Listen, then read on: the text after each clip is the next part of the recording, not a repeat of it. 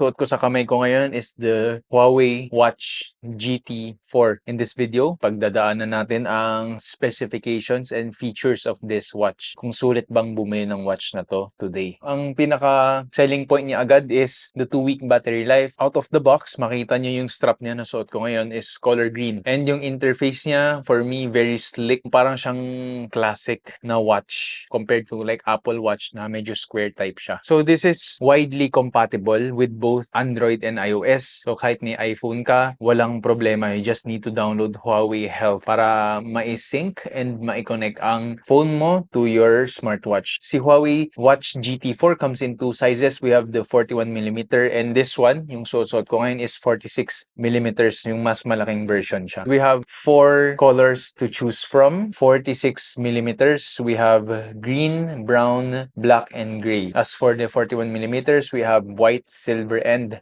black. For the watch faces, we have around 25,000 iba't ibang watch faces to choose from. This can be accessed within the app. As you can see, sobrang dami niyang workout modes, over 100 plus. Tapos we have the basic workout heart rate monitoring, enhanced route tracking, vital sign tracker, sleep tracking. Kapag natutulog ka, it tracks your slumber and detects abnormal breathing during sleep. You can also manage your schedule and track your to-dos from your watch's calendar app. So, hindi ka pa rin makapag-reply technically, pero pwede ka mag-reply using emojis or may parang nakalatag, may naka-format na messages. Pwede pala yun. Meron din pala siyang always on display.